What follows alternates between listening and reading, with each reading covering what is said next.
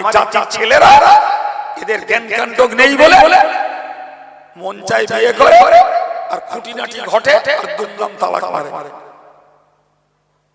জানেও না জীবনে শুনিওনি পড়িওনি যে বিয়ে করে বোর কি সেবা দিতে হয়, বোর প্রতি আমার দায়িত্ব কি। মেয়েটাও জানে না স্বামীর প্রতি তার দায়িত্ব কি। মূর্খে মূর্খে কাজ ওই রকম।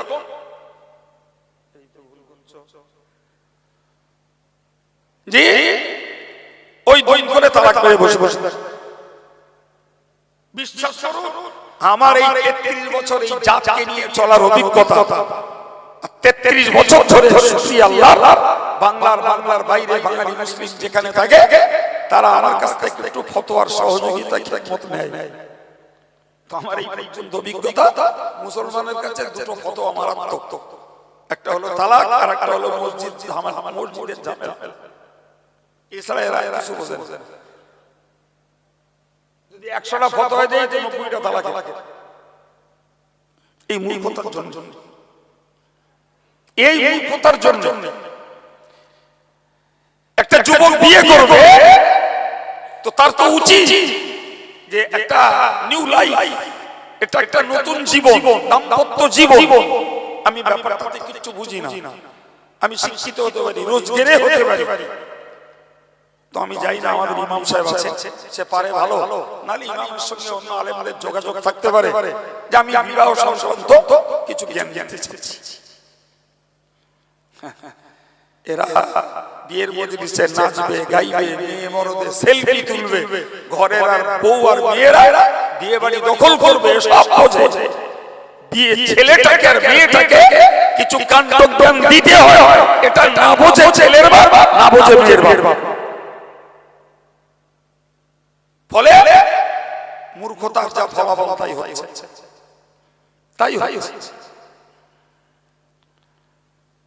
ভাই আমার লাইফে বর্তমান কালে বলা যায়, মানে আমি দেশের মানুষের কাছ থেকে তথা মুসলিম সমাজের কাছ থেকে যত গাল খেয়েছি, এত গাল এই যুগের আলেমরা আর কেউ খেয়েছে বলে আমার মনে হয় না। আর এখনো তার মধ্যে করে গাল শোনার একটা ফতোয়া হলো তালাক। আমার কাছে তালাকের ফতোয়া নিতে এসেছে, বাড়িতে কিছু শোনে একটা হাফেজ সাহেব, যে লোক আসামি সেই তা আমাকে স্টেটমেন্ট দিল, আমি স্টেটমেন্ট শুনে বললাম 3 তালাক হয়ে গেছে। তো জ্ঞান করছে না, একজন বলছিল তালাক হয়নি। ভাই তার কথা তোমার কাছে গ্রহণযোগ্য চলে যাবে বলতে বলতে ব্যাগের এক ফতোয়া বার করেছে। একজন মুফতি ফতোয়া দিয়েছে তালাক হয়নি। আমি ফতোয়াটা পড়ে দেখলাম না, ভুল ফতোয়া দিয়েছে। আমি ভাই 1000 টাকা নেছে, তো বলছে 5000। আরে ও যেহেতু 5000 খেয়েছে, তোমার বউ মাসি না দিলি তো টাকা খাবে কি করে? ওই যে তোমার বউ মাসি আছে। লোকটা খুব বড় ধরনের নেতা, চোখ লাল হয়ে গেছে আমার কথা শুনে। তাহলে ভাই দেখো, তোমার সঙ্গে আমার ক্লাস আছে, তোমাকে ছোট একটা কথা বলছি, তুমি এক কাজ করো, ওই মুফতিরি আনো, আর নাইলে আমার নামে চলো। যদি মুফতির ফতোয়া সঠিক হয় তাহলে আমি অন্যায় শিকার সহ পানিশমেন্ট নেব। আর যদি মুফতির ফতোয়া সঠিক না হয় তাহলে এই 5000 যেটা দেশে ওটা নেওয়া লাগবে, ওজন মুফতির 5000 কর চাপা দিতে পারবা? উঠে চলে গেল। খানিক দূর গেছে, কত দূর গেছে আমি জানি না। খানিকটা পরে সে হাফেজ আমার কাছে এসে বলছে, হুজুর আপনি এত বড় মাসাজাল, প্রচুর টাকার দরকার। তো উনি বলছিল আপনি লাখখানিক টাকা দেবেন যদি ফতোয়াটা আমার পক্ষে আসে।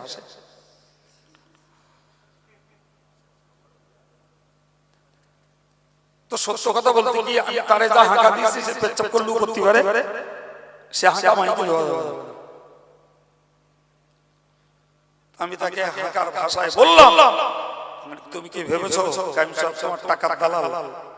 তোর এত বড় সাহস দিলে কেন? যে টাকার বিনিময়ে আমি শরীয়তের ফতোয়া পাল্টে দেব।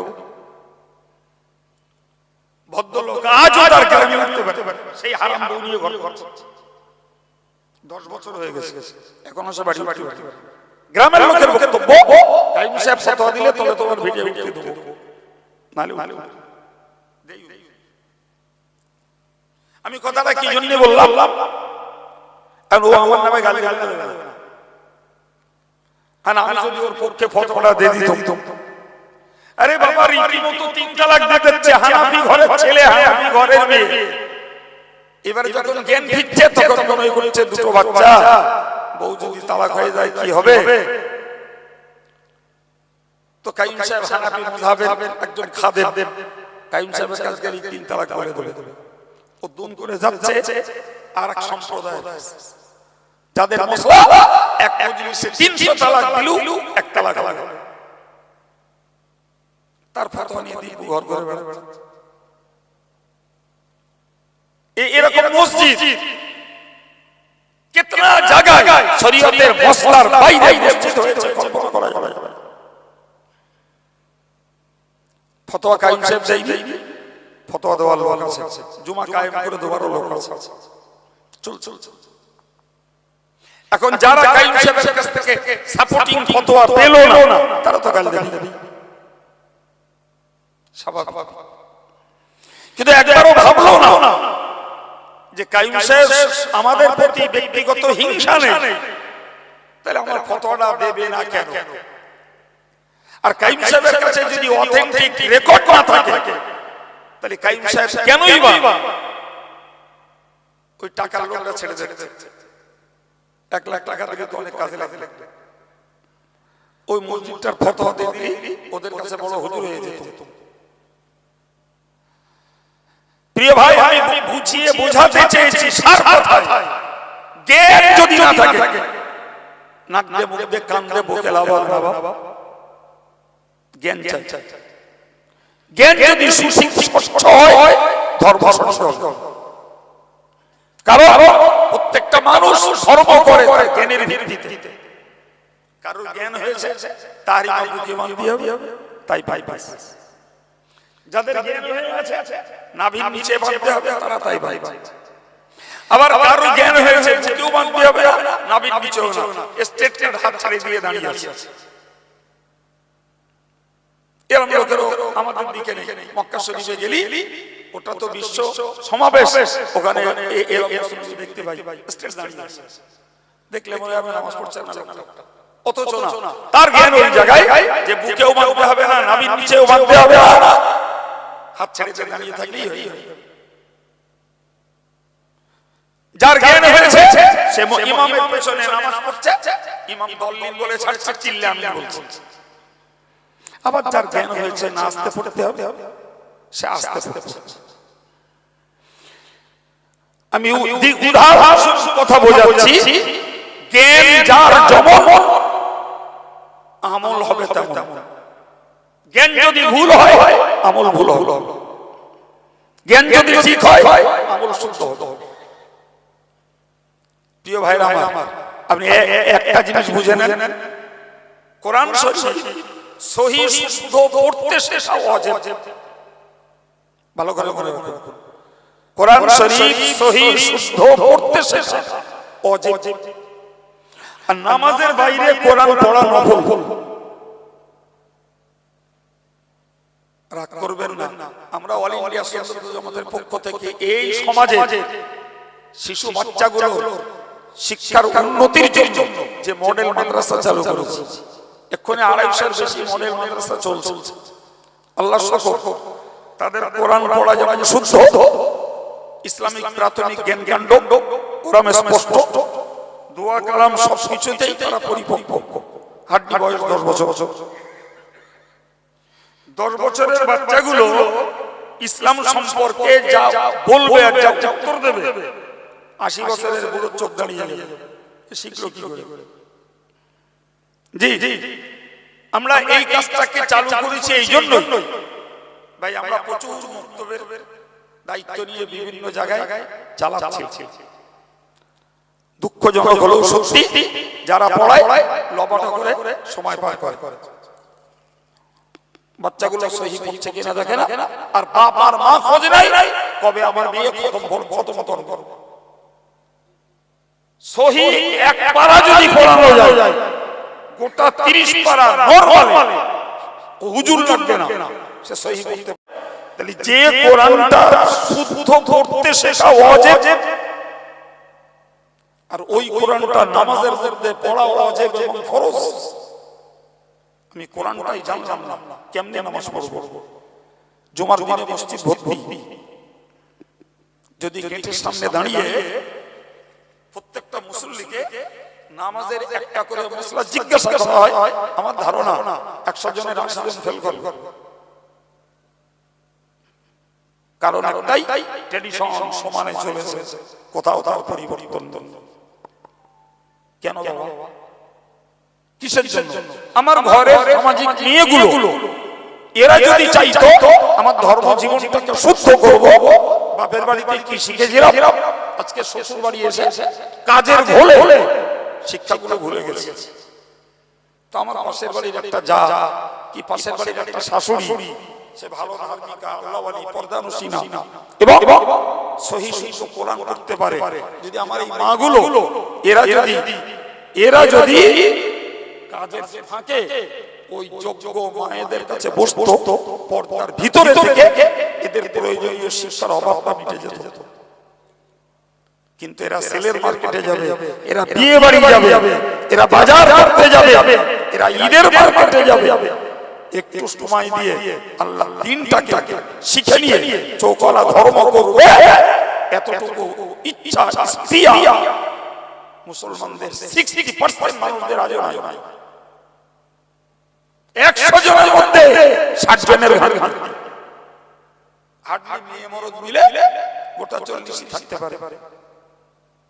প্রিয় ভাই, বক্তব্য ছাড়বো জি, এত কথা বলার শেষে একটা ছোট্ট দলিল বলছি, বুঝুন ভাই। কোরআনে 6666টা আয়াত আছে, যদিও মতভেদ আছে, থাকলেও আমরা এটাকে মানি।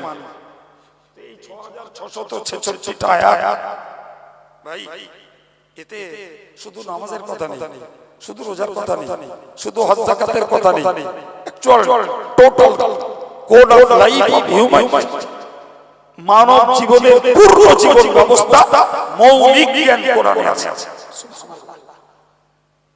কিন্তু একটু ভেবে দেখুন তো, কোরআন আগে নামাজ পড়তে বলি, আগে দাড়ি রাখতে বলি, কোরআন আগে টুপি পড়তে বলি, কোরআন আগে মেয়েদের পর্দা করতে বলি, কোরআন আগে সুদ মানা করি, কোরআন আগে ঘুষ মানা করি, কোরআন আগে জবরদখল করতে নিষেধ করি।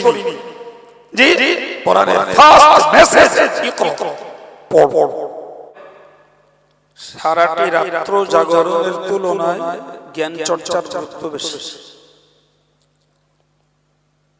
কারণ মানুষ যদি জ্ঞান চর্চা করে,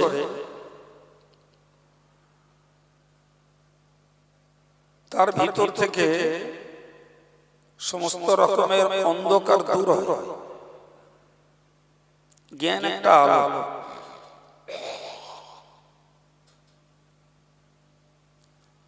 জ্ঞান এক পর্যায়ের আলো।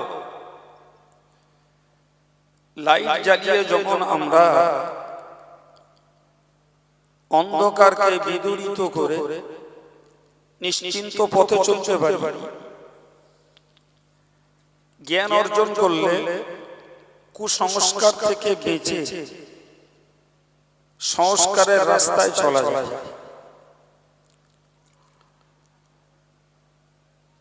মনে রাখবেন, রাসূলুল্লাহ বলেছেন, বাদিরু বিল আমালি ফিতানা, তোমরা ফিতনার যুগে দ্রুত নেকির কাজগুলো করো। নেকির কাজ করবে বলে ওয়াদা করে টলিও, দ্রুত নেকির কাজগুলো করো। কারণ কাকিতাইল লাইলিল মুজলিম, ফিতনার যুগটা হলো আধার রাতের মতো। আধার রাতে যেমন বিনা লাইটে পথ চলতে গেলে যত সাহসী মানুষ হোক তারপরেও একটু গাছপ করে। রাসূল বললেন ফিতনার যুগটা হলো আধার রাতের মতো, যতক্ষণ পর্যন্ত মানুষ দিনের জ্ঞান জোগাড় না করে ততক্ষণ নিশ্চিন্তে ধর্ম করা মানুষের পক্ষে সম্ভব নয়। এটা অতি বাস্তব। আমি যদি দৃষ্টান্ত দিয়ে বোঝাতে চাই তাহলে খুব সহজে দুটো একটা কথা বলে বোঝাতে পারি। এটা এমন একটা প্রিয়, ধরুন সন্ধ্যাবেলা মসজিদে জিকির হয়েছে, তো সেখানে যিনি জিকির করেছেন আর অন্য জাকিরিন ভাই যারা, তাদের জিকির করার পদ্ধতি প্রক্রিয়া এক পর্যায়ে, কিন্তু এই যুগে অন্য কিছু মানুষ জিকির করছেন যাতে লাফালাফি, ঝাঁপাঝাঁপি, চিল্লাচিল্লি, এমনকি একে অপরের গায়ে ঢলে পড়া, এও জিকিরের একটা প্রক্রিয়া এই যুগে চলছে। এখন এখানে যিনি জিকির করেছেন তিনি জিকির করার একজন উপযুক্ত ব্যক্তি হিসাবে করেছেন, ওই জিকিরটা যারা করছেন তিনি তানাকেও উপযুক্ত ভাবছেন, কিন্তু দুটো জিকিরের প্রক্রিয়া সম্পূর্ণ আলাদা। আমাকে জ্ঞান চর্চা করতে হবে, তবে বোঝা যাবে এইটা ঠিক না ওইটা ঠিক। আর যদি জ্ঞান চর্চা না করি তখন মনে হবে এটাও জিকির ওটাও জিকির। এই যে মানুষের মাঝে বিভ্রান্তি, মানুষের মাঝে সন্দেহ, দুটানা, এটাকে যদি কাটিয়ে একনিষ্ঠ ধার্মিক হতে হয় তাহলে স্বচ্ছ এবং সঠিক জ্ঞান লাভ করা দরকার। আপনি ভাবুন বর্তমানকালে এমনও পীরের আমদানি হয়েছে যিনি তার ছবি দিচ্ছেন ঘরের দরজায় লাগিয়ে সকাল সন্ধ্যায় ধূপ দেওয়ার জন্য, তার মুরিদ আছে। আমরা যারা দিনদার ইমানদার মানুষ, বই পুস্তক পড়াপড়ি করে খুব বেশি জ্ঞান লাভ করতে পারিনি, তবে আলেমদের কাছ থেকে শুনে শুনে আমরা ধর্মপরায়ণ হয়েছি, আলহামদুলিল্লাহ। এটা আমাদের একটা প্লাস পয়েন্ট। আপনি বলুন একটা ছবিকে ঘরের সামনে টাঙিয়ে রাখা আর তাতে ধূপ ধুনা দেওয়া, এটা তো এক পর্যায়ের পুজোর নামান্তর, সেটাও চলছে। এখন আমাকে এই বিষয়ে জ্ঞান যদি সঞ্চয় না থাকে তাহলে ওটা করা স্বাভাবিক, যে কারণে সেই পীর সাহেবের মুরিদেরা ওই রকমটাই করে। তার কাছে মুসলমানও মুরিদ হয়, অমুসলমানও মুরিদ হয়। কথা আমি গল্প বলছি না বাস্তব বলছি, কি মনে হচ্ছে আপনার? এখন এই যে দ্বিচারিতা, দুজন জিকিরকারী মানুষদের ভিতরে এই যে তারতম্য, একটাকে আমার স্থির করতে হবে জ্ঞানের আলোকে যে এইটা ঠিক ওইটা বাতিল। আজকে আমি যদি কথা বলি তো আমি এক কথাই বলবো যে পার্সোনাল সুদ আর ব্যাংকিং সুদ দুটোই হারাম। কোন প্রকারে ব্যাংকের সুদটাও জায়েজ নয়। বর্তমান কালে এমনও আলেম আছে যিনি ব্যাংকের সুদকে অবাধে জায়েজ বলছেন, তার ভক্তরা ব্যাংকের সুদ উপভোগ করছে। এখন আম জনতা যারা, তাদের দৃষ্টিতে এর ত্রুটি কোথায় কখনো ধরা পড়া সম্ভব না যদি স্বচ্ছ জ্ঞান না থাকে। যদি বলেন এটা কিরকম, এক কথায় বুঝুন, ব্যাংকের সুদটাও ঘুরে এই ব্যক্তিদের ঘাড়ে পড়ছে। আমার কথা বুঝতে পেরেছেন কি? এই আমরা একটা চাদর ব্যবহার করছি, তো এই চাদরটা যে কোম্পানি তৈরি করেছে সে কোম্পানি সরকারের কাছ থেকে ট্যাক্স দিতে হবে না ভেবে লোন নিয়েছে। আর সরকারি ট্যাক্স মানে লোন মানি ইন্টারেস্ট, সুদ ছাড়া সরকার লোন দেয় না। তাহলে তিনি লোনের অর্থের ভিতর দিয়ে এই প্রোডাকশনটা করেছে। এবার এটাকে একজন দোকানদার তিনি স্টক করেছেন, আমরা খরিদ্দার যেই কিনছি, তো যিনি দোকান করেছেন হেভি অ্যামাউন্টের, তাকেও সরকারের খাতায় লোন দেখাতে হয়েছে। না দেখালে ট্যাক্স চার্জ। অর্থাৎ আমি দরিদ্র, সরকারের কাছ থেকে লোন নিয়ে ব্যবসা করছি। তাহলে এই লোন যখন একজন বড় শপকিপার, বড় দোকানদার নেবেন, তাকে সুদ দিয়ে লোন নিতে হবে। আমি যাচ্ছি একজন কাস্টমার হিসাবে কিনতে, আমার কাছ থেকে ওই সুদ সহ মালের দাম নেওয়া হচ্ছে প্রত্যেকটা প্রোডাক্ট। এবার বলুন, ঘুরিয়ে সেই সুদের চাপটা জনগণের উপরে পড়ছে আর কি। এই যে সূক্ষ্ম চিন্তাটা, এই চিন্তা যদি না থাকে তাহলে ব্যক্তিগত আমি এনার কাছে টাকা ধার দিয়ে ওনার থেকে সুদ খাবো, এটা হারাম। আর আমি ব্যাংকে টাকা রেখে সুদ খাবো, ওটাকে জায়েজ বলছেন। এই চিন্তা ভাবনার জ্ঞান বুঝ নেই। তাই সুতরাং আমি কথা বোঝাতে চাচ্ছি শুধু যে জ্ঞান চর্চার মর্যাদা এই জন্যই বেশি, মানুষ যতক্ষণ সঠিক জ্ঞান চর্চা না করে ততক্ষণ পর্যন্ত তার অন্ধকার দূর হয় না, তার সংশয় দূর হয় না, ওই মানুষটা সঠিক কোনটা সেটা বেছে নিতে পারে না। এই জন্য কোরআন এবং হাদিসে জ্ঞান চর্চার প্রচুর পরিমাণে গুরুত্ব দেওয়া হয়েছে। রাসূলুল্লাহ একদিন মসজিদে নববীতে গেলেন, গিয়ে দেখলেন দুটো দল। এক দল এক জায়গায় বসে জিকির করছে, তাসবিহ পড়ছে, কোরআন পড়ছে ইত্যাদি।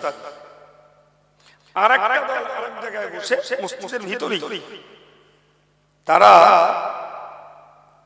কোরআন হাদিসের জ্ঞান নিয়ে চর্চা করছে, আলোচনা করছে। প্রিয় নবী ওই জ্ঞান চর্চার মজলিসটাতে বসলেন আর বললেন, ওটাও ভালো, এটাও ভালো। ওটা জিকির চলছে, তাসবিহ পড়ছে, কোরআন পড়ছে, ওটা নিঃসন্দেহে ভালো, তবে ওর তুলনায় এটা আরো ভালো। সুবহানাল্লাহ। হযরত আবু হুরায়রা রাদিয়াল্লাহু আনহু কোন একদিন মদিনার বাজারে এক মাথা দিয়ে ঢুকলেন, আর যাদেরকে দেখা হলো তাদেরকে সালাম দিলেন, আর দিয়ে বললেন রাসূলুল্লাহ মসজিদে নববীতে তার সম্পত্তি বিতরণ করছে। কি বলিস বাবা? সম্পত্তি বিতরণ করছে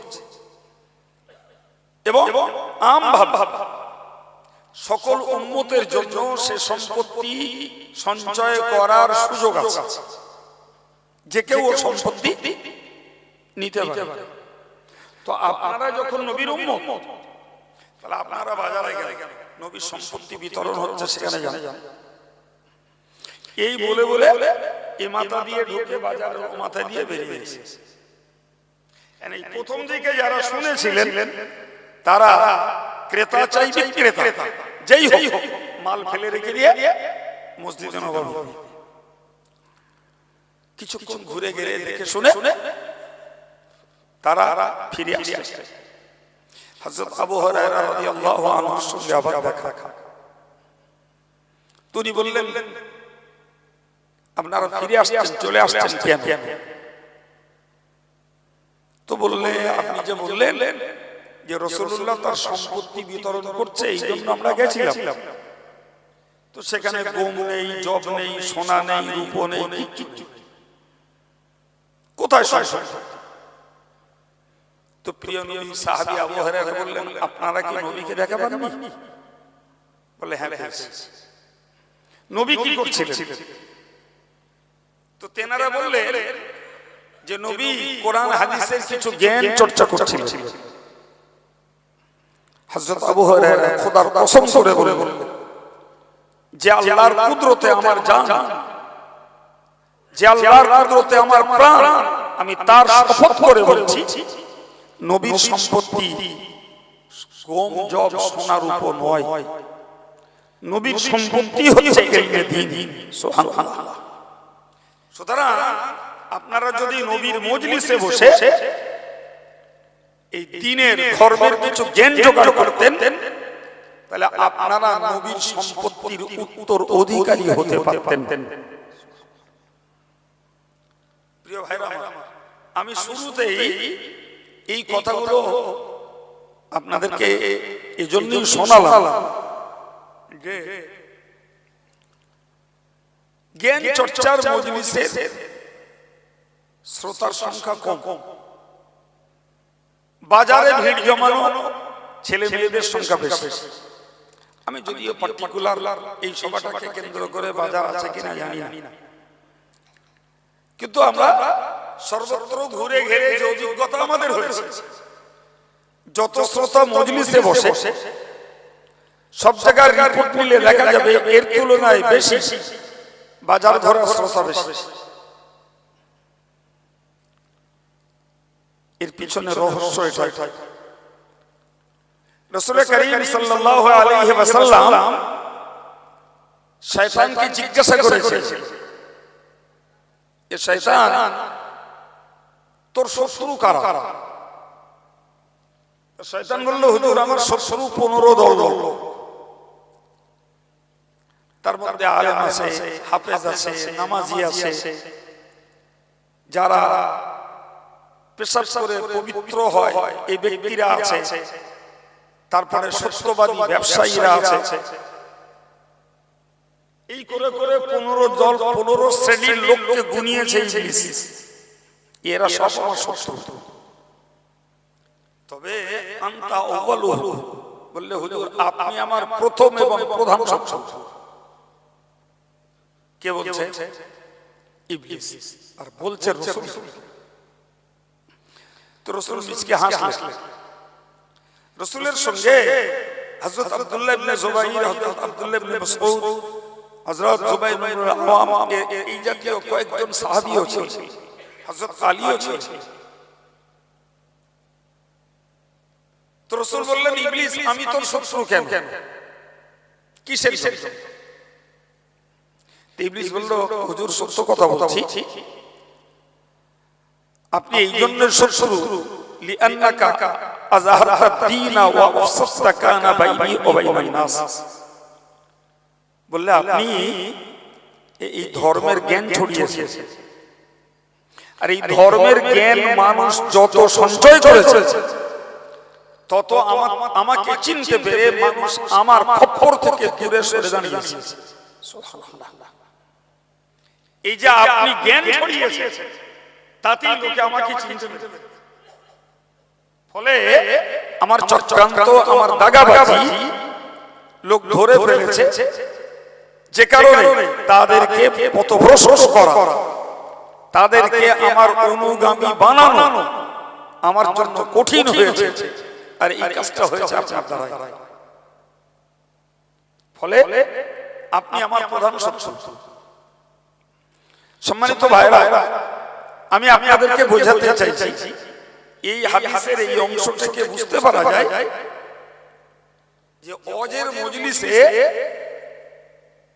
100% মুসলিমদেরকে বসতে না দেওয়া, এর পিছনে থাকে শয়তানের চক্র। শয়তান জানে ও ধর্মের মজলিসে বসলে কিছু জ্ঞান চর্চা করবে, যেটা আমার জন্য ক্ষতির কারণ হবে।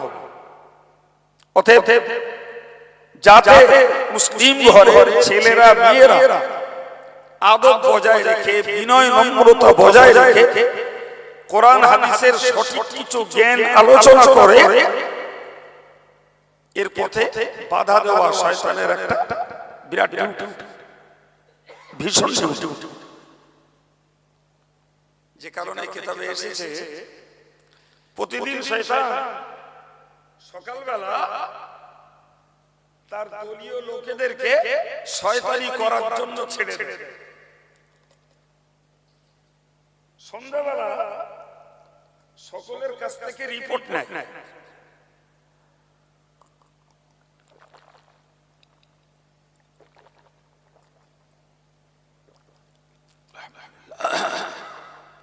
তো সন্ধ্যাবেলা এসে রিপোর্ট দেয়, কেউ রিপোর্ট দিল, হুজুর ভাই ভাই ঝগড়া বাঁধিয়ে দিয়েছি। কেউ রিপোর্ট দিল, স্বামী স্ত্রীতে ঝগড়া করে বউটা তালাক দিয়ে দিয়েছি। কেউ রিপোর্ট দিল, অমুককে দিয়ে মিথ্যা কথা বলিয়েছি। কেউ রিপোর্ট দিল, অমুক প্রতারণা করেছে। এক কথায় যে যত রকমের অন্যায় অপরাধ করায় সব রিপোর্ট গুলো লিডারের কাছে দেয়। তো তার মাঝখান থেকে দুটো খুচরো টাইপের শয়তান এরা বলে, হুজুর আমরা ছেলে মানুষ তেমন কিছু করতে পারিনি, তবে দুটো ছেলে মক্তবে যাচ্ছিল পড়তে, তো ওদেরকে পড়ার গতিটাকে পরিবর্তন করে খেলায় মাতিয়ে দিয়ে পুরো পড়ার পিরিয়ডটা খেলিয়ে ছেড়ে দিয়ে চলে এসেছে। এখন লিডার শয়তান এই খুচরো শয়তানগুলোরে নিয়ে খুব নাচন করে। এখন যারা বউ তালাক করিয়েছে, চুরি করিয়েছে, ব্যভিচার করিয়েছে, মিথ্যা বলিয়েছে, ঝগড়া করিয়েছে, এ জাতীয় বড় বড় অপরাধী আসামি যে শয়তানরা, ওরা মনে মনে খুব ক্ষুব্ধ হয়, খুব রাগ করে। ঘটনা কি, আমরা এত বড় বড় কাজ করলাম, নেতা আমাদের নিয়ে কোনো আনন্দ উৎসব করলো না, আর এরা সামান্য কি করলো তার জন্য এতটাই খুশি হলো, ব্যাপারটা কি? তো লিডার শয়তান তখন বলে, শোনো তোমরা যা করেছো না, ওর একটা রিপু আছে। কিরকম? ফর এক্সাম্পল, যদি স্বামী স্ত্রীকে তালাক দেয়, পরবর্তীকালে ছেলেটি আবার একটা মেয়ে পেয়ে যাবে, মেয়েটিও আর একটা স্বামী খুঁজে দেবে। ভাই ভাই আজকে ঝগড়া বাঁধিয়েছে, কালকে আবার গলায় গলায় মিলে যাবে। ও মিথ্যা কথা বলেছে, বলিয়েছ, ও তওবা করবে, আল্লাহ মাফ করে দেবে। কিন্তু জানো এরা যে কাজটা করেছে এর কোনো রিপু নেই। আজকে ওস্তাদ যে পড়াটা পড়িয়েছে সেই পড়াটা এদের পড়া হলো না, কালকে নতুন পড়া দেবে, এটা নয়। তো এই যে আজকের জ্ঞানটা ওরা পেল না, প্রথমত ওরা এই জ্ঞানটার আমল করতে পারলো না, দ্বিতীয়ত ওই জ্ঞানটা নেই মানে ওরা যতদিন বাঁচবে ওই ওদের দ্বারা আর প্রচার হবে না। ওরা শিখিনি, সেদিন ওরা অ্যাবসেন্ট। ফলে এরা মক্তব মাদ্রাসায় বাচ্চাদেরকে পড়তে না দিয়ে একটা স্থায়ী কাজ করেছে। তোমরা যা করেছো সব অস্থায়ী। ফলে এরাই বেশি প্রশংসা পাওয়ার উপযুক্ত। প্রিয় ভাইরা আমার, এই যে আপনারা বসেছেন, আমি কথা বলছি, এটা একটা ক্লাস, এটা একটা ক্লাস, বেয়াদবি নেবেন না। আমি এই মুহূর্তে একজন শিক্ষকের জায়গায়, আর আপনারা একটা ছাত্রের জায়গায়।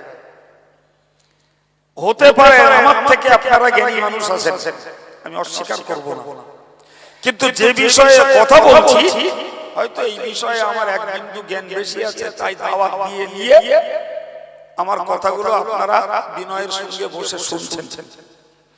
তাহলে আমি আপনাকে কিছু শেখাবো, আর আপনি কিছু শিখবেন,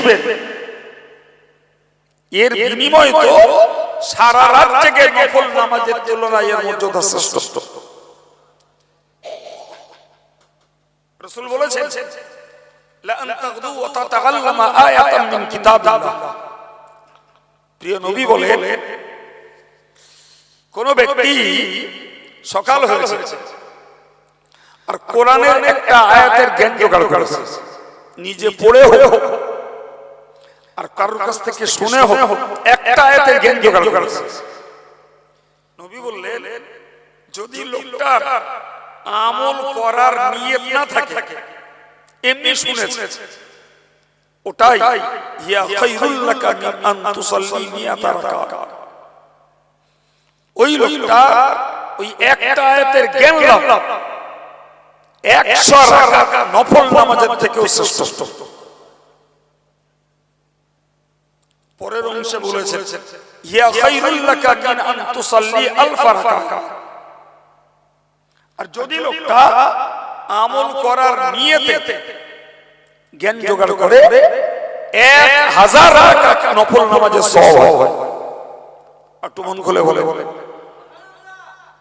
ভাই, আমরা ভাবি যারা মাদ্রাসায় পড়ে ওরাই তালিবুল ইলম, ভুল ধারণা। ওরা অবশ্যই তালিবুল ইলম। তালিবুল ইলমের মানে হলো জ্ঞান সন্ধান। তো ওরা মাদ্রাসার পাঠরত ছাত্র হিসাবে ওরা যদি হয় জ্ঞান সন্ধানী তালিবুল ইলম, এই মজলিসটায় বসা 10 বছর 22 বছর 35 40 50 60 বছরের যে মানুষগুলো বসে 100% এই লোকগুলো তালিবুল ইলম। আমার কথা বুঝতে পারছেন কি? এই লোকগুলো তালিবুল ইলম। ফলে মাদ্রাসার পাঠরত ছাত্র যারা, এরা তালিবুল ইলম হওয়ার সুবাদে ওদের যে মর্যাদা, যারা ইসলামী মজলিসে বসে জ্ঞান লাভ করতে চেষ্টা করে, এদের মর্যাদাও কোনো অংশে কম নয়। কি সেটা? প্রিয় নবী বলেছেন ইন্নাল মালাইকাতা লা তাদাউ আজনিহাতাহা রিদান লিতালিবিল ইলম। সহিহ হাদিস। নবী বলেছেন আল্লাহ পাকের ফেরেশতারা তালিবুল ইলমদের জন্য রাস্তায় তাদের নূরের ডানাগুলো বিছিয়ে দেয়,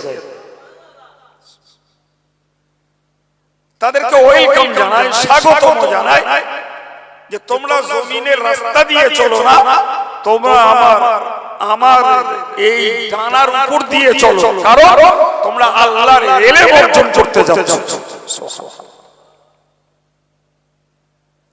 আমার কথা বুঝতে পারছে? তাহলে এই জ্ঞান চর্চার মর্যাদা, বিশ্বাস করুন আমাদের অজের মজলিসের সাধারণ শ্রোতারা এরা খবর রাখে। আর যারা মজলিসে বসেই না, তারা তো এই জানার স্বপ্নও দেখে না। জানেন কিতাবে এসেছে একজন মুহাদ্দিস সাহেব এই হাদিসটা পড়াচ্ছেন। পাঁচ রাতে একটা হাদিসের ক্লাস আছে, তিনি হাদিসটা পড়াচ্ছেন। তিনি পড়াতে যেয়ে বললেন যে যারা তালিবুল ইলম জ্ঞান সন্ধান করতে যারা বার হয়, এদের পায়ের তলায় ফেরেশতারা ডানা বিছিয়ে দেয়। এখন এক পাকা টাইপের ছেলে, কিছু উচ্ছৃঙ্খল, আমরা যাদের দেশীয় বাংলায় বলি চড়ে পাকা, এরকম একটা ছেলে ওই ক্লাসে ছিল। সে তার পাশের বন্ধুকে বলছে, বলে কালকে আমি যখন মাদ্রাসায় আসবো জোরে জোরে ধাপ ফেলবো যাতে ফেরেশতাদের ডানাগুলো কোনো ভেঙে যায়। কথা শুনতে পাচ্ছেন? ওই পর্যন্ত কথা শেষ। ওই ছেলেটি দুটো পা একটাও সুস্থ অবস্থায় আর দাঁড়াতে পারে ওই মজলিসের পঙ্গু। এই হাদিসের ব্যাকরণ হচ্ছে যে অরিজিনাল তালিবুল ইলমদের জন্য ফেরেশতারা নূরের ডানা বিছায়, এটাকে ওই ছেলেটি ঠাট্টা করে রহস্য করে বিদ্রূপ করেছে, আল্লাহ পাক নবীর হাদিসকে অপমানের একজন কারের শাস্তি দিয়ে দিয়েছে।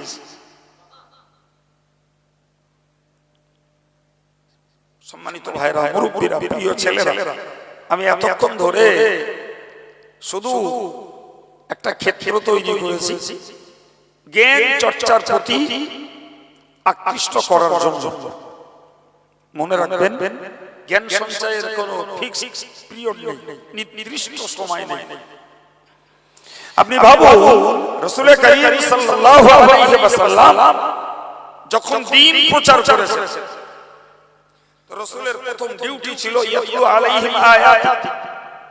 প্রথম ডিউটি ঈমানদারের জন্য আল্লাহর কোরআনটাকে শিক্ষা দেওয়া, পড়ানো,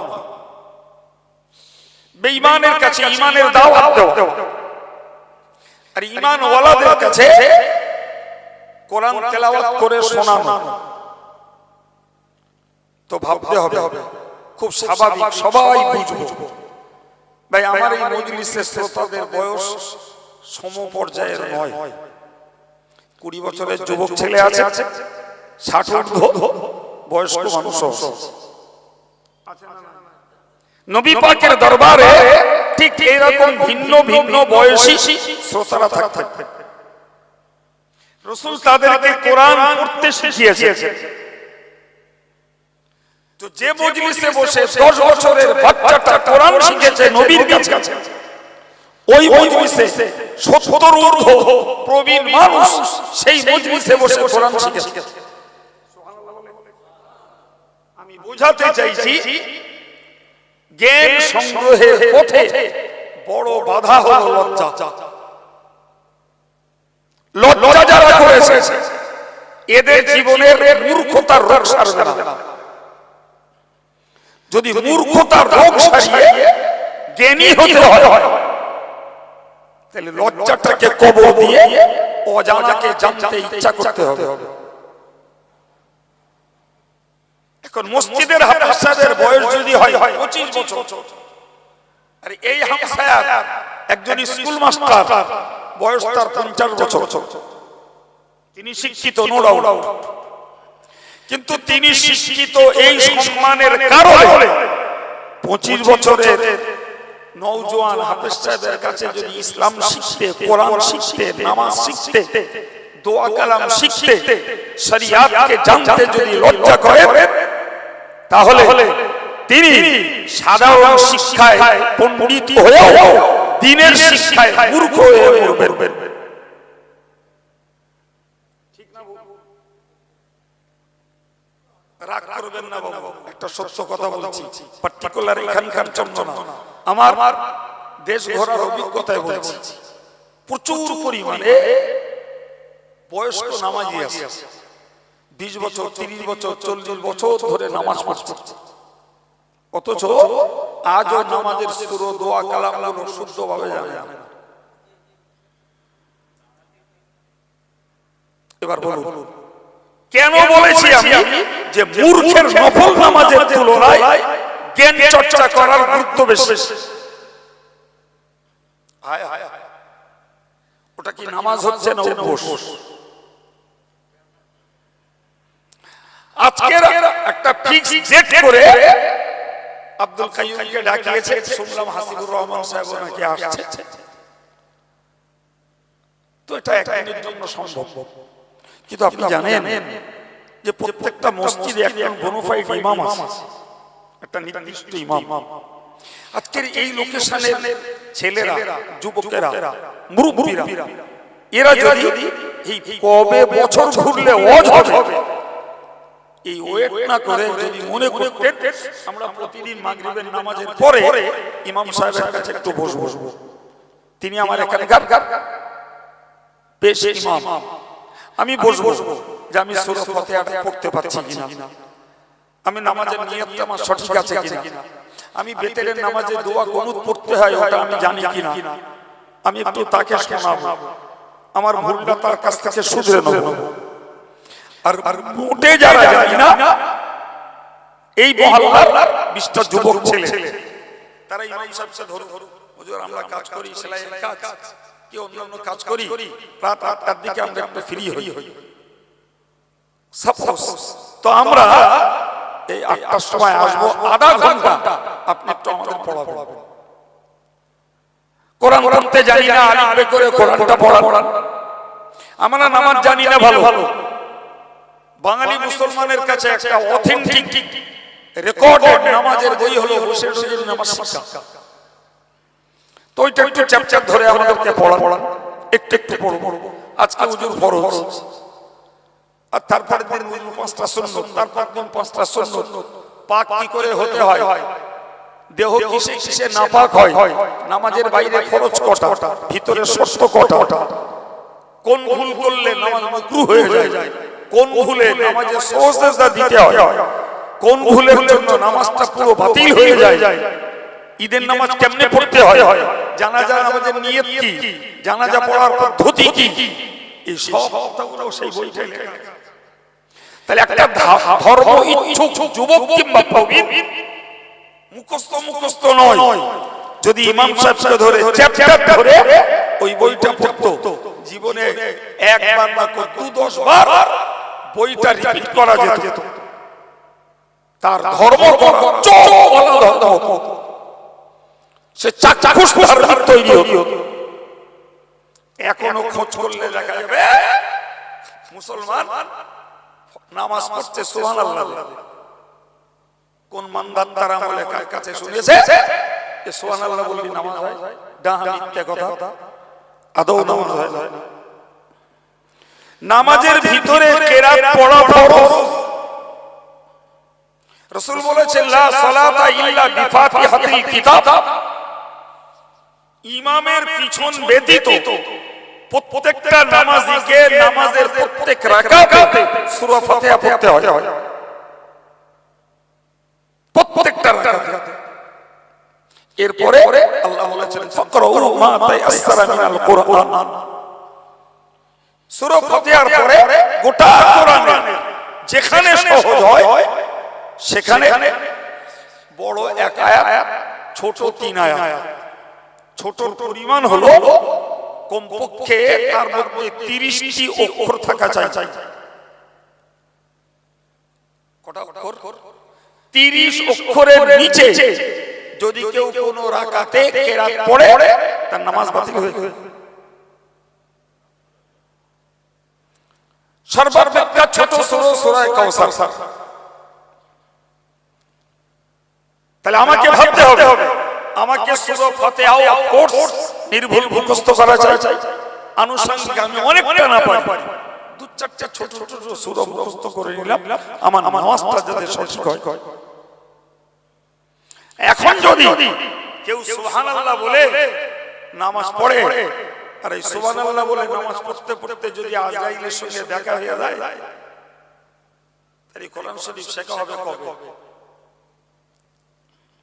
অথচ নামাজের জন্য কিরাত পড়া ফরজ, নামাজের বাইরে কোরআন পড়া নফল। পড়লে সওয়াব আছে, না পড়লে গুনাহ নাই। পড়লে দরজা বাড়বে, না পড়লে দরজা বাড়বে না, স্টেজ বাড়বে না। কিন্তু নামাজের মধ্যে তো পড়া অবশ্যক দরকার, ও তো না পড়লে নামাজ।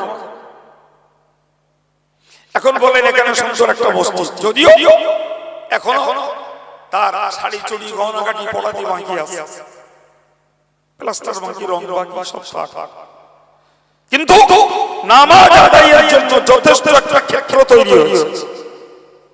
যদি এই মসজিদটাকে কেন্দ্র করে মক্তবটা চলে, সেখানে যদি প্রত্যেকটা পরিবারে ছেলে মেয়েগুলো অন্তত ইসলামের প্রাইমারি স্টেজে শিক্ষাটুকু নিত, পাক নাপাকি, উযু, গোসল, দৈনিক জীবনের পড়া, দোয়া, নবীর সুন্নাত, এগুলো যদি তারা শিখত, ভাই যৌবনকালে একটু তিরিবিরি করলেও পড়ন্ত বেলায় ওই শিক্ষাটাই কাজে লাগিয়ে ওই মানুষটা নিট ক্লিন ধর্ম করতে পারত।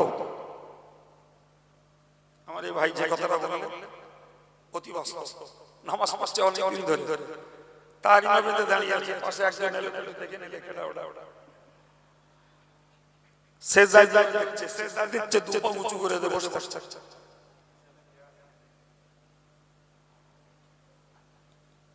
এগুলো শিখতে হবে তো। হি ওয়াজ মানে সুর না বাবা, ওয়াজ মানে শুধু জীবনী আর কাহিনী না, ওয়াজ মানে কণ্ঠ পাগল হলে চলবে না, জ্ঞান পাগল হতে হবে।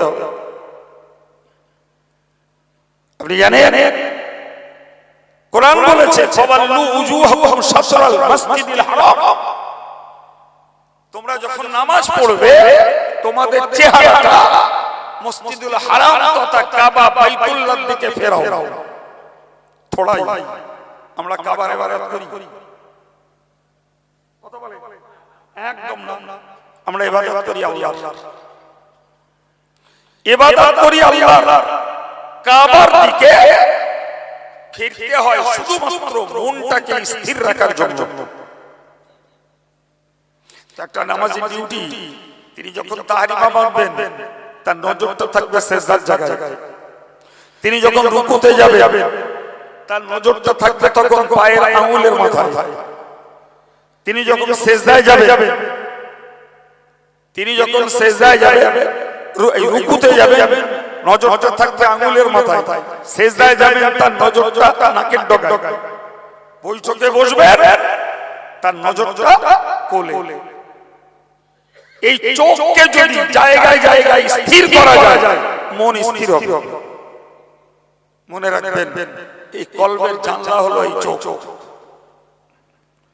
এই কি বলছি বুঝতে পারছেন কিছু? কলবের জানালা চোখ। চোখ যত খোলা কলব তত চঞ্চল। আবার ওদিকে চোখ বন্ধ করে নামাজ পড়াও মাকরুহ। তাহলে চোখ বন্ধ করা যাবে না, চোখ খুলে রাখতে হবে, ফের মনকে স্থির রাখতে হবে। এর জন্যই ওই জায়গাগুলো নির্ধারণ। একটা রুকুনে তাহরিমা বেঁধে দাঁড়িয়ে আছে, সেজদার জায়গায় রুকু করব পায়ের আঙ্গুলের মাথায়, জি ফের দাঁড়িয়েছি সেজদার জায়গায়, সেজদায় যাব, কপাল আগে ফেলবো, নাকের ডগায় নজর রাখবো, বসবো, কোলে মন রাখবো। জায়গাগুলো ঠিক রাখুন, নামাজি মন স্থির হবে, চঞ্চলতা চলে যাবে। তো সিস্টেম নাম জানবো, বুঝবো, তারপর তো কাজে লাগাবো। জি হ্যাঁ, আমি এই যে ওয়াজ করছি আজকে, এ যদি স্বাভাবিকভাবে যুবক ছেলেদের সবাই এরকম করি না, বলে তুই এরা দাওয়াত দিস না, ওয়াজ করতে পারে না, কিচ্ছু না, কি কথাই বলতেছে পড়ে পড়ে শুধু জীবনী কাহিনী, একটা সুর নেই, স্বর নেই, এই তো লোকের খুঁজে বেড়ায়। ছেলেরা যারা বসে আছেন আমি তাদেরকে ধন্যবাদ পাচ্ছি, যারা বাইরে আছেন যদি নসিব ভালো হয় কথাগুলো শুনুন। দেখুন রাসূলুল্লাহ বলেছেন শিফাউল আইয়াস সওয়াল, তিরমিজি শরীফের হাদিসে রয়েছে মূর্খের ঔষধ হলো অজানা জিনিসকে জিজ্ঞাসা করে জেনে নেওয়া। জিজ্ঞাসা করতে গেলে লজ্জা লাগবে, লজ্জাটাকে ছাড়তে হবে। আল্লাহ পাক কোরআনে বলেছেন ফাসআলু আহলায যিকরি ইন কুনতুম লা তা'লামুন। মহান আল্লাহ বললেন ফাসআলু আহলায যিকরি, তোমরা জিজ্ঞাসা করো কোরআন তত্ত্ববিদ যারা, কোরআনের জ্ঞানী যারা, কোরআনের অভিজ্ঞ যারা, তোমার অজানা জিনিসটাকে তার কাছে জিজ্ঞাসা করো। আন্দাজে মুক্তি সেজো না, আন্দাজে ফতোয়াবাজি করো না, ফিতনা তৈরি হবে। জেনে হক কথা বলো, ফিতনা হোক তো সওয়াব আছে। না জেনে ভুল কথা বলবে, ফিতনা হবে, গুনাহ হবে।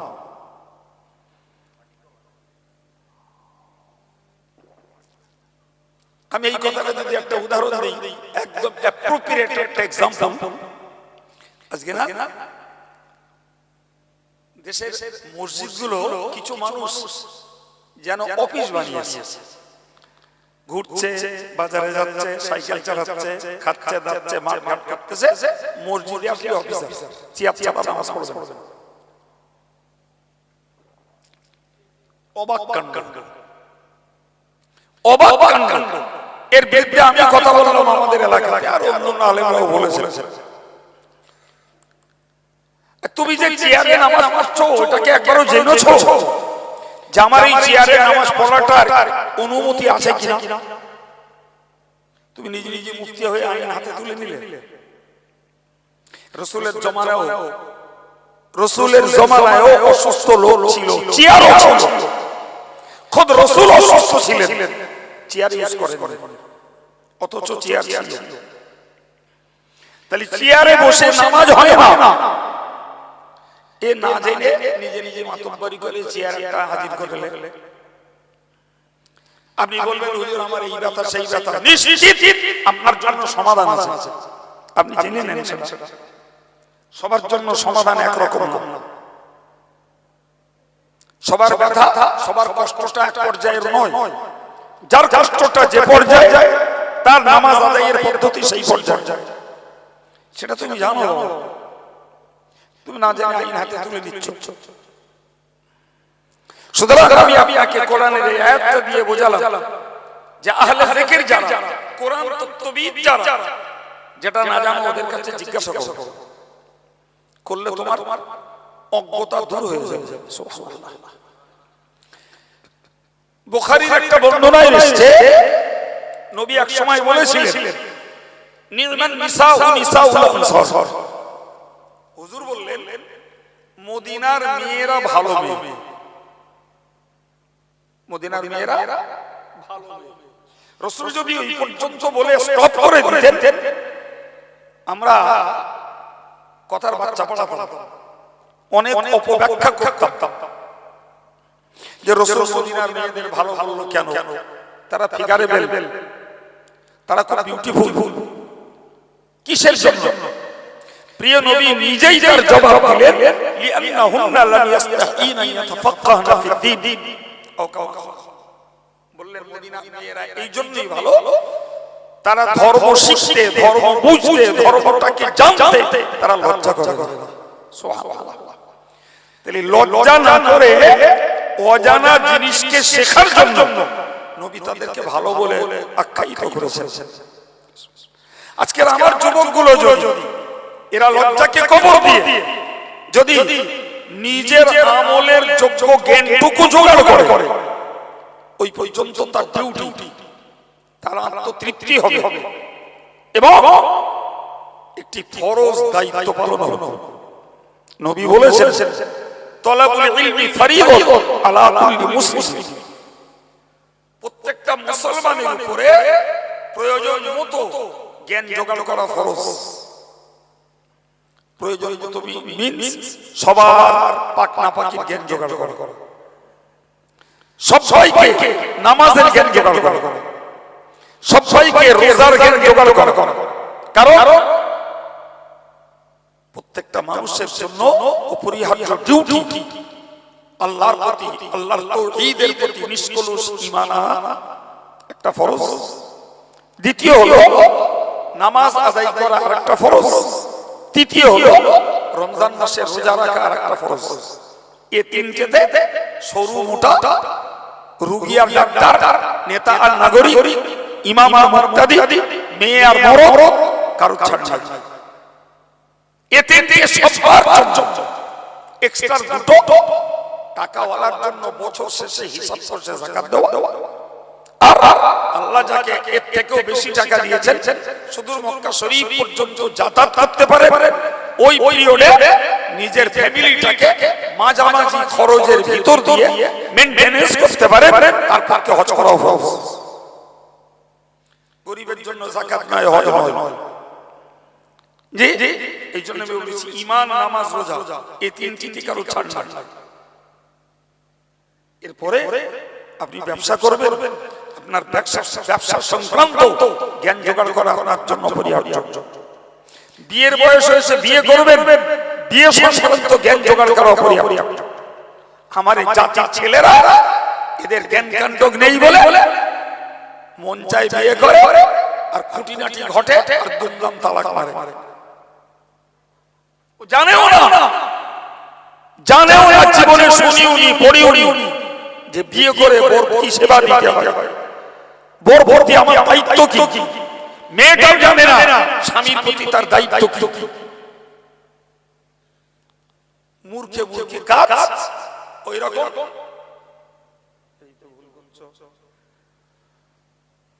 জি ওই দিন করে তালাক করে বসে বসে। বিশ্বাস করুন আমার এই 33 বছর এই জাতকে নিয়ে চলার অভিজ্ঞতা, 33 বছর ধরে শুকরিয়া আল্লাহ, বাংলার বাইরে বাঙালি মুসলিম যেখানে থাকে তারা আমার কাছ থেকে একটু ফতোয়ার সহযোগিতা খেদমত নেয়। তো আমার এই পর্যন্ত অভিজ্ঞতা, মুসলমানের কাছে দুটো ফতোয়া মারাত্মক, একটা হলো তালাক আর একটা হলো মসজিদ মসজিদের ঝামেলা। এছাড়া এরা কিছু বোঝে না। যদি 100টা ফতোয়া দেয় তো 90টা তালাকের। এই মূর্খতার জন্য, এই মূর্খতার জন্য একটা যুবক বিয়ে করবে তো তার তো উচিত যে একটা নিউ লাইফ, এটা একটা নতুন জীবন, দাম্পত্য জীবন। আমি ব্যাপারটাতে কিছু বুঝি না, আমি শিক্ষিত হতে পারি, রোজগারে হতে পারি, তো আমি যাই না। আমাদের ইমাম সাহেব আছে, সে পারে ভালো, নালে ইমামের সঙ্গে অন্য আলেমদের যোগাযোগ থাকতে পারে যে আমি বিবাহ সংক্রান্ত কিছু জ্ঞান জানতে চাচ্ছি। এরা বিয়ের মজলিসে নাচবে, গাইবে, মেয়ে মরদে সেলফি তুলবে, ঘরের আর বউ আর মেয়েরা বিয়ে বাড়ি দখল করবে, সব বোঝে। বিয়ে ছেলেটাকে আর মেয়েটাকে কিছু কাণ্ডজ্ঞান দিতে হয়, এটা না বোঝে ছেলের বাপ, না বোঝে মেয়ের বাপ।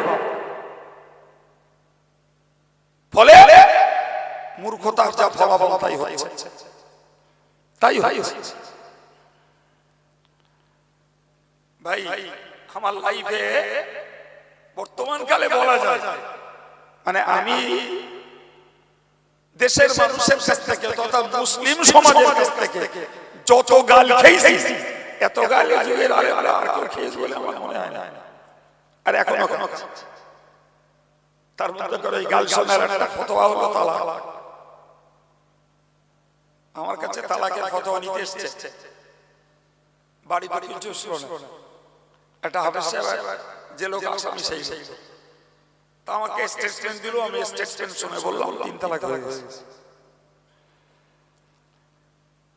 তো জ্ঞান জ্ঞান জ্ঞান করছে না, একজন বলছিল তালাক হয়নি। ভাই তার কথা তোমার কাছে গ্রহণযোগ্য চলে যাবে বলতে বলতে ব্যাগের এক ফতোয়া বার করেছে। একজন মুফতি ফতোয়া দিয়েছে তালাক হয়নি। আমি ফতোয়াটা পড়ে দেখলাম না, ভুল ফতোয়া দিয়েছে। আমি ভাই 1000 টাকা নেছে, তো বলছে 5000। আরে ও যেহেতু 5000 খেয়েছে, তোমার বউ মাসে না দিলি তো টাকা আমি কি করব, ওই জন্য তোমার বউ মাসে। লোকটা খুব বড় ধরনের নেতা, চোখ লাল হয়ে গেছে আমার কথা শুনে। তাহলে ভাই দেখো, তোমার সঙ্গে আমার ভগবান আমার ক্লাস আছে, তোমাকে ছোট একটা কথা বলছি, তুমি এক কাজ করো, ওই মুফতিরি আনো আর নাইলে আমার নামে চলো। যদি মুফতির ফতোয়া সঠিক হয় তাহলে আমি অন্যায় শিকার সহ পানিশমেন্ট হোক নেব, আর যদি মুফতির ফতোয়া সঠিক না হয় তাহলে ওই 5000 যেটা দেশে ওটা নেওয়া লাগবে, ওজন মুফতি 5000 খরচা পাতি হবে, পারবা? উঠে চলে গেল। খানিক দূর গেছে, কত দূর গেছে আমি জানি। খানিকটা পরে সে হাফেজ আমার কাছে এসে বলছে, হুজুর আপনি এত বড় মাসাজাল, প্রচুর টাকার দরকার। তো উনি বলছিল আপনি 1 লাখ খানিক টাকা দেবেন যদি ফতোয়াটা আমার পক্ষে আসে।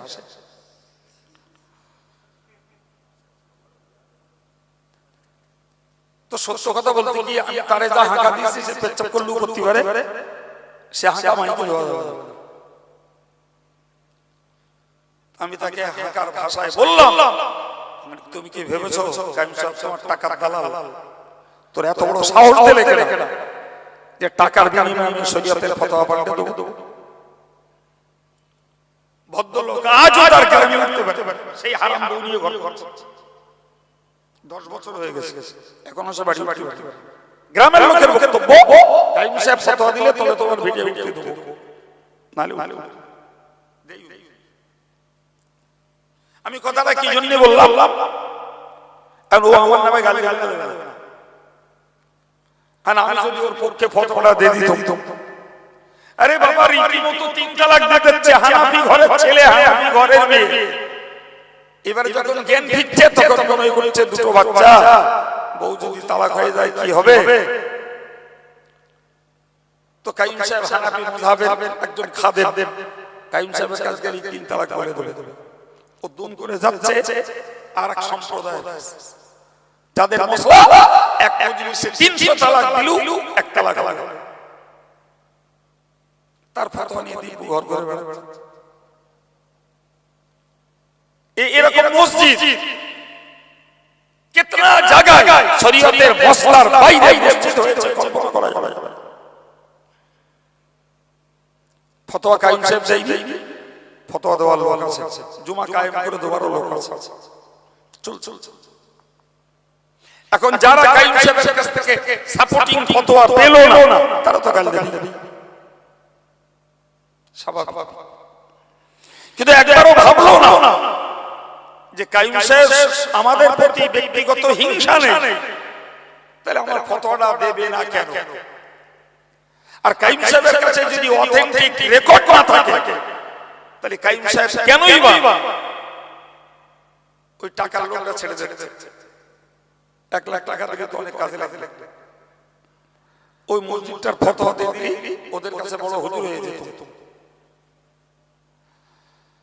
প্রিয় ভাই, আমি বুঝিয়ে বোঝাতে চেয়েছি সার কথায়, জ্ঞান যদি না থাকে নাক দিয়ে মুখ দিয়ে কান দিয়ে বকে লাভ হবে বাবা। জ্ঞান চাই, জ্ঞান যদি সুস্পষ্ট হয় ধর্ম স্পষ্ট হবে। কারণ প্রত্যেকটা মানুষ ধর্ম করে তার জ্ঞানের ভিত্তিতে।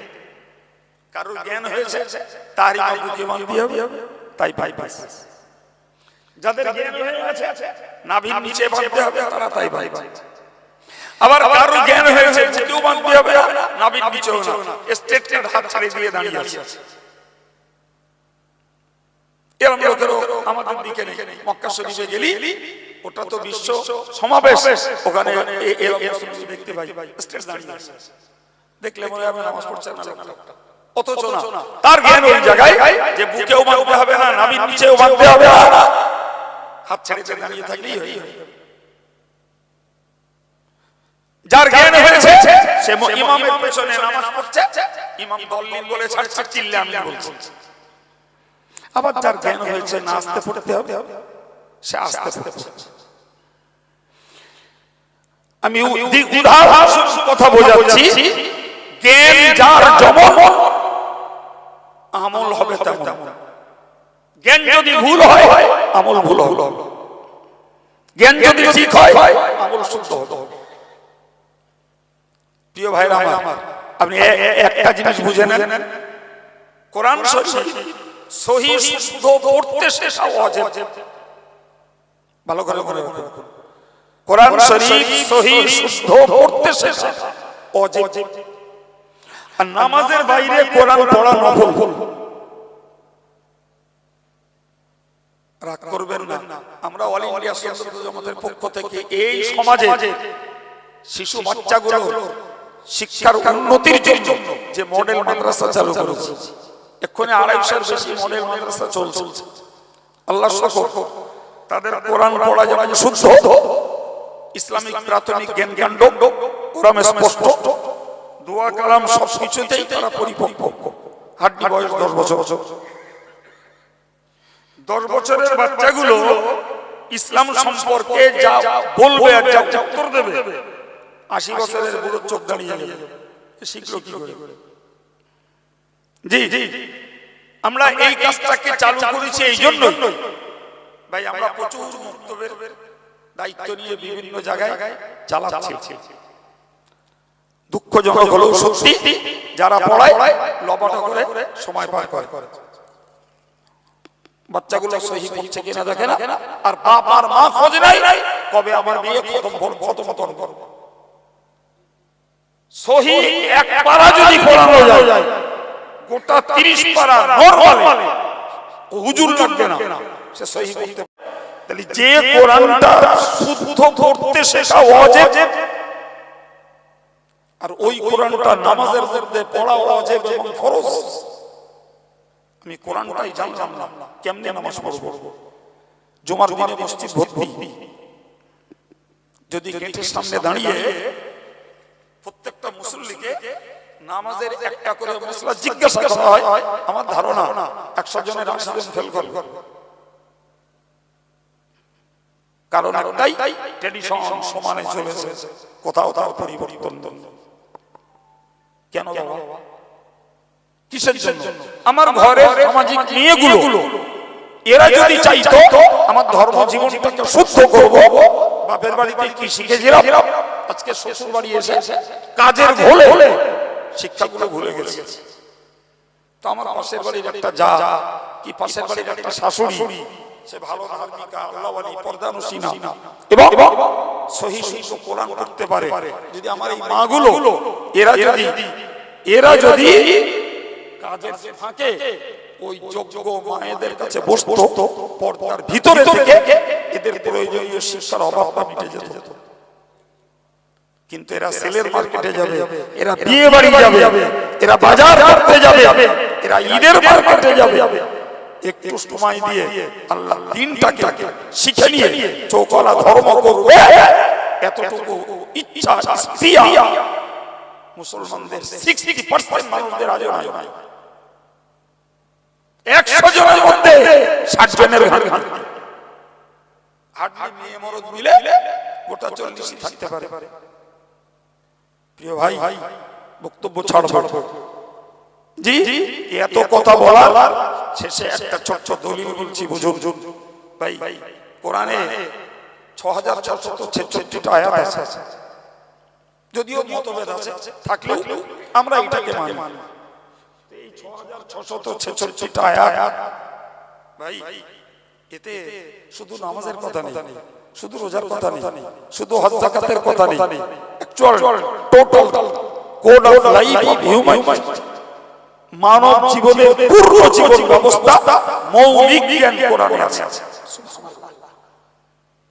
কিন্তু একটু ভেবে দেখুন তো, কোরআন আগে নামাজ পড়তে বলি, আগে দাঁড়িয়ে রাখতে বলি, কোরআন আগে টুপি পড়তে বলি, কোরআন আগে মেয়েদের পর্দা করতে বলি, কোরআন আগে সুদ মানা করি, কোরআন আগে ঘুষ মানা করি, কোরআন আগে জবরদখল করতে নিষেধ করি। জি, কোরআনের ফার্স্ট মেসেজ ইকরা, পড়ো। কি করো? পড়ো। এটাই কোরআন কেন বলবো? এই ভাবনাটাই যদি আমার ভাইয়েরা, আমার মায়েরা, মেয়েরা এরা যদি ভাবতো, তাহলে জ্ঞান অর্জনের গুরুত্ব কতটা এরা বুঝতো। আজকে দেশে চলছে সুরেলা বক্তা, গজল শিল্পী এনে 15,000, 20,000 টাকা হুজুরির দাম, নারায়ে তাকবীর, আল্লাহু আকবার, দুটো কাহিনী থুতুতে টাকা গেলে চলে যাচ্ছে। জাতীয় খালসা বললি বলে না, ছেলেরা শুনতেছ না, তাই ওরে দাওয়াত করিস। জি, সে ওয়াজ করছে না, যা কি করছে বোঝাই মুশকিল। আমি ওয়াজ করছি, আমি আগে একবার বলেছি না ভাই, 1.5 ঘন্টা ওয়াজ করছি, 1.5 ঘন্টা ওয়াজ করা হয়ে গেছে। আল্লাহ যা বলিয়েছেন আলহামদুলিল্লাহ করে আছে, আর কথা বলেছি। মাঝখানে একটা শ্রোতা ঠেলে দিয়েছে, উঠে বলছে হুজুর আপনি ওয়াজ করবেন কখন? উঠে বলে গল্প বলতেছেন। আমি তখন বুঝে গেছি ওর কাছে ওয়াজ আলাদা, ওর কাছে ওয়াজ হলো সুর, ওর কাছে ওয়াজ হলো তাণ্ডব, ওর কাছে ওয়াজ হলো এর জীবনী, তার কাহিনী। আপনি কি শ্রোতা দেখেছেন? আমি ওয়াজ করছি ঘটনার পরিপ্রেক্ষিতে হযরত বেলাল ইসলামের উপরে প্রতিষ্ঠিত থাকার, একনিষ্ঠ হওয়ার কাহিনী বলছি। আর বেলালের প্রতি যে অত্যাচার হয়েছে তাও আংশিক বলেছি। একটা লোক বাসবান থেকে হাতে জুতো নিয়ে ঠেলে উঠেছে, জুতো ঠেলে উঠে বলছে শালারা আমার নবীর কি করেছে। ওই জুতো ঠেলে উঠে আমি তখন কথা বলছি, ওর ওই শেষ কথাটা আমার পরিষ্কার হয়নি। আমার সভাপতি পাশে বসা, আমি ছেড়ে দিয়েছি। ভাই ঘটনা আমি কি জানি ওর গায়ে কি লেগেছে, হয়তো জুতো আমার দিক সরে গিয়ে ঠিক তো যেন যেন বলতে না পারে ওসব কিছু না। শোনেন বাবা, শোনেন, তা আমি ওয়াজ করে নিয়েছি, আমার মনের ভিতরে তো ওই কচকচানি হচ্ছে, ও জুতো নিয়ে উঠলে গেলে সব আমার সাথে বলতে, হুজুর আসলে মদ খেয়ে এসে বসছিল, আপনি যে বেলালের কাহিনী বলেছেন অতিও রাগের মাত্রা চড়ে গেছে, ওই এখানে জুতো মারব।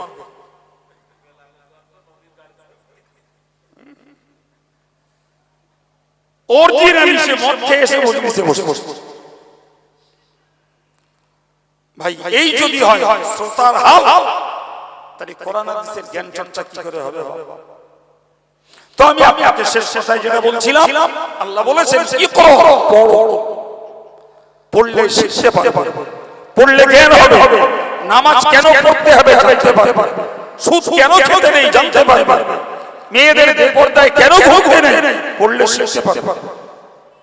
প্রিয় ভাইরা আমার, ধর্ম করার জন্য মন লাগে, আর মন জোগাড়ের জন্য জ্ঞান লাগে,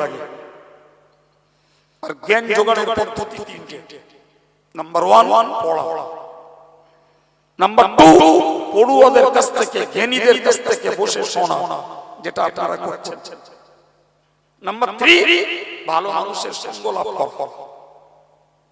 হয় পড়ে ধর্ম শেখো, না হলে পড়ুয়াদের কাছ থেকে শুনে ধর্ম শেখো, না হলে একজন আমল ওয়ালা মানুষের সঙ্গ লাভ করো, তাকে ফলো করো। তুমি যত মূর্খ হও তোমার ভিতরে ধর্মীয় ছবি তৈরি হবে। আমল ওয়ালাকে লক্ষ্য করতে হবে। তিনটে পদ্ধতি হয়, নবীর যুগে এই তিনটি পদ্ধতি ছিল।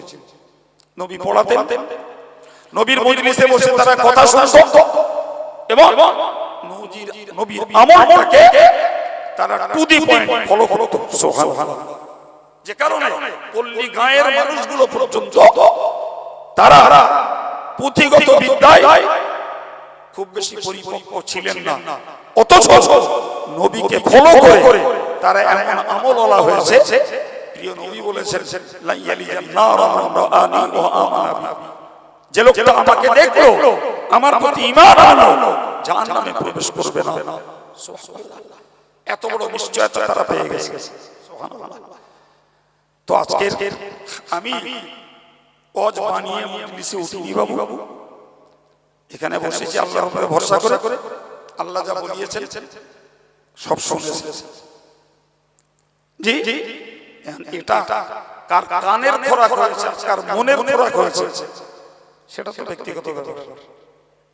এখন যদি কারোর কানে ভালো লাগার ব্যাপার থাকে, তাহলে আমার আলোচনা তার কাছে নিষ্ফল। আর যদি মনে হয় যে না, কথাগুলো জ্ঞানের, কথাগুলো যুক্তির, কথাগুলো জীবন গঠনের, কথাগুলো আমাদের জীবন সংস্কারের, কথাগুলো আমাদের জন্য উৎসাহ দিয়েছে, কথাগুলো আমাদেরকে সঠিক ধর্ম শিখতে উদ্দীপনা জুগিয়েছে, তাহলে একটা আলোচনা আমাদের জীবন পরিবর্তনের কাজে আসবে ইনশাআল্লাহ। আর যদি মনে হয় কানে শুনতে ভালো লাগার দরকার, তাহলে মাপ চাচ্ছি, কিছু করার নেই। জি, তবে তিনটে পদ্ধতির কথা মনে রাখুন, হয় পড়ে শিখতে হবে, না হলে শুনে শিখতে হবে, না হলে আমলওয়ালা মানুষের সঙ্গ লাভ করে শিখতে হবে। না পড়ি না শুনি, একটা আমলওয়ালা মানুষকে ফলো করুন, আপনার ভিতরে ধর্মীয় প্রভাব তৈরি হবে ইনশাআল্লাহ। আল্লাহ বোঝার তৌফিক দান করুন, আমিন। একটু দরুদ শরীফ, আল্লাহুম্মা।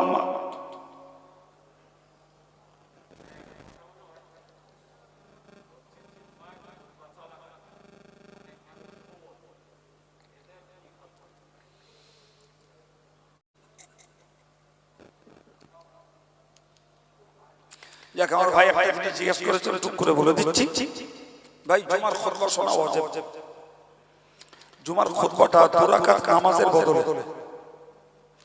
আর ক্লিয়ার শুনুন, আমরা যে জুমা পড়ি শুক্রবার দিন, তো বাকি 6 দিনে ওই টাইমে ছিল জোহরের 4 রাকাত ফরজ। যদিও জুমার সন্দেহের জন্য আমরা আকিল জোহর পড়ি, অনেকে পড়ে না, আলাদা আলাদা। তো জুমার দিনটাও জোহরের মতো 4 রাকাত নামাজ ছিল। যা 2 রাকাত নামাজ আমরা ইমামের সঙ্গে পড়ি আর 2 রাকাত নামাজের বদলে জুমার খুতবা শুনতে হয়। এই জন্য কথা তো বলা যায় না, এমনকি যদি কেউ 4 রাকাত নামাজের নিয়ত করে আর এর মাঝখানে ইমাম সাহেব খুতবা দিতে ওঠে, তার 2 রাকাতে সালাম ফিরিয়ে ফেলতে হবে ওই খুতবা শোনার জন্য।